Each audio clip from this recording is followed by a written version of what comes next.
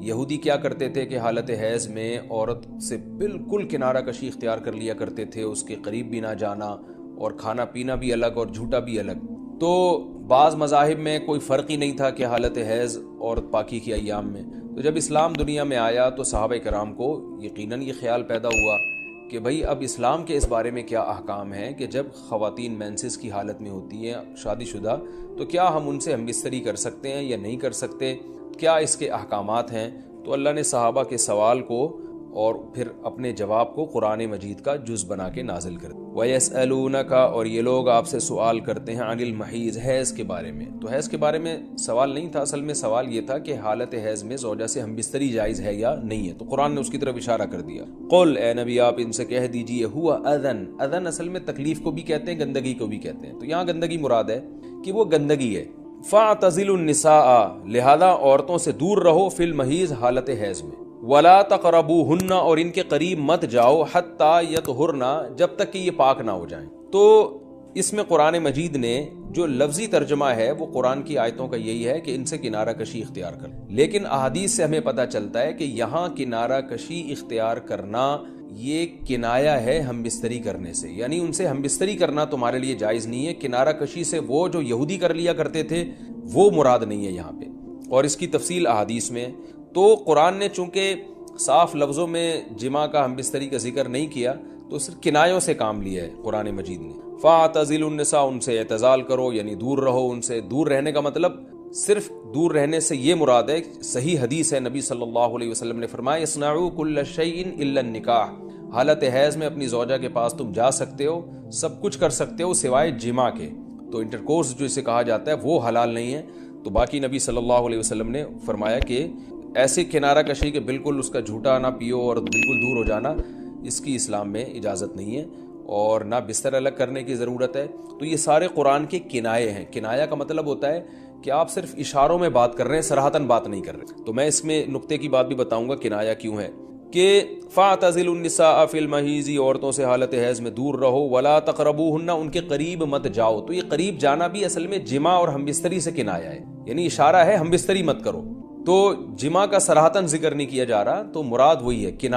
کنائے میں بات کی جا رہی ہے۔ ایک جگہ قرآن میں آتا ہے لا تقربوا الزنا، زنا کے قریب مت جاؤ۔ تو ممکن ہے کسی کو اشکال ہو کہ وہاں تو ہم یہ کہتے ہیں کہ زنا کے قریب بھی مت جاؤ، تو وہاں قریب نہ جانے سے ہم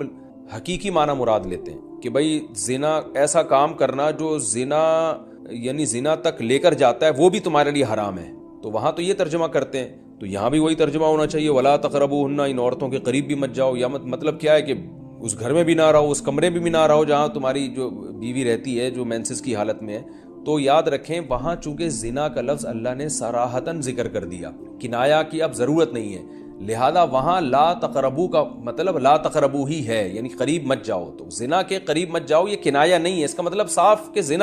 زنا تو دور کی بات ہے، کوئی ایسا کام بھی نہیں کرنا جو زنا کے قریب لے کے جاتا ہے، لیکن یہاں اللہ نے ہم بستری کے لفظ کا صراحتاً ذکر نہیں کیا، لہذا جہاں ذکر نہیں ہوتا تو وہاں اشارتاً ذکر کیا جاتا ہے، اور اشارتاً جب ذکر کیا ہے تو یہاں لا تقربوہن، یہ قرب سے خاص قسم کا قرب مراد ہے، اس سے مطلق قرب مراد نہیں ہے کہ کسی کے بھی قریب چلے جاتے ہیں، تو یہاں خاص قسم کا قرب مراد ہے۔ وہ قرب یہی ہے کہ مکمل جمع کرنا حالت حیض میں، اس کی اجازت نہیں دی جا رہی، لیکن اللہ نے اس کو گول مول طریقے سے کنائے کے ذریعے ذکر کیا ہے، حتی یطہرن، یہاں تک کہ وہ پاک ہو جائیں۔ تو یہ جو میں نے بتایا کہ حالت حیض میں نبی صلی اللہ علیہ وسلم سے صحیح حدیث سے ثابت ہے، اور اس پر پوری امت کا اجماع ہے، اتنی واضح احادیث ہیں بخاری اور مسلم کی اس بارے میں کہ حالت حیض میں آپ بیوی کے قریب جا سکتے ہیں، اور حیا کے خلاف مسئلہ ہے، لیکن اب ایک بات آ گئی تو میں بتا دوں کہ اس کی تفصیل فقہاء نے بیان کی ہے کہ جو ناف سے لے کر گھٹنوں تک جسم پہ کوئی کپڑا ڈال دیا جائے اور پھر باقی زوجین ایک دوسرے سے جو ہے وہ ریلیشن قائم کر سکتے ہیں باقی باڈی کے ذریعے، لیکن یہ کہ جو مکمل جمع ہے وہ حلال نہیں ہے اور وہ سخت گناہ ہے۔ آگے اللہ نے ارشاد فرمایا فَإِذَا تَطَهَّرْنَ، پس جب وہ مکمل پاک ہو جائیں، فَأْتُوهُنَّ، تو پھر تم ان کے پاس آؤ۔ اب یہ بھی دیکھیں ان کے پاس آؤ یہ کنایا ہے جمع سے، یہ نہیں کہ آپ کی زوجہ جو ہے وہ جب حیض سے پاک ہوئی ہے تو آپ اب اس کے پاس جا کے چائے پی سکتے ہیں، وہاں بیٹھ کے کھانا کھا سکتے ہیں، یہ مراد نہیں ہے، یہ سب کنایہ اور اشارتاً قرآن بات کر رہا ہے۔ فَأْتُوهُنَّ، تو ان کے پاس آؤ، یعنی مطلب ان سے تم جمع کر سکتے ہو، جمع کرو ان سے، من حیث امرکم اللہ، ایسے جیسے اللہ نے حکم دیا ہے۔ تو اس سے پتہ چلتا ہے کہ جمع کا ایک ناجائز اور حرام طریقہ بھی ہے اور ایک جائز طریقہ بھی ہے۔ تو قرآن بتا رہا ہے کہ جائز طریقے سے تم جمع کر سکتے ہو، ناجائز طریقے سے جمع نہیں کر سکتے۔ وہ جائز اور ناجائز کیا ہے وہ میں انشاءاللہ بتاتا ہوں۔ ان اللہ، بے شک اللہ تعالیٰ، یحب التوابین، توبہ کرنے والوں سے بھی محبت کرتا ہے، ویحب المتطہرین، اور تطہر جو ہے نا یاد رکھیں، دیکھیں یہاں دو لفظ استعمال ہوئے ہیں، ایک استعمال ہوا ہے طہورا یطہرو حتی یطہرنا، اس کا مطلب ہوتا ہے پاک ہو جانا، اور ایک ہوتا ہے تطہرنا، باب تکلف ہے، یعنی تھوڑا تکلف سے پاک ہونا، اہتمام کر کے۔ ایک پاک تو یہ ہے کہ بس چلو بھی پاک ہو گئے، ایک ہے کہ بہت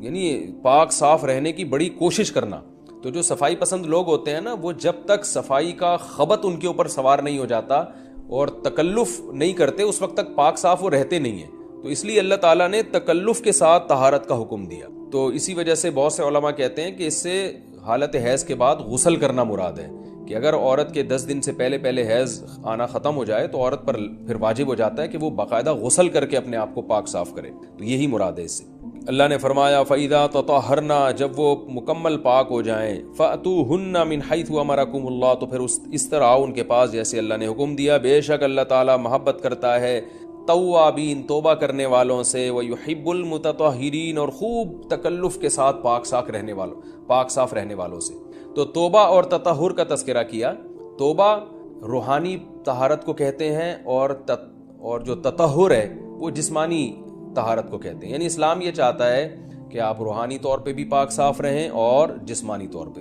روحانی پاکی کیا ہے کہ اگر آپ سے کوئی گناہ ہو جاتا ہے تو رو دھو کے اللہ کو منا کے راضی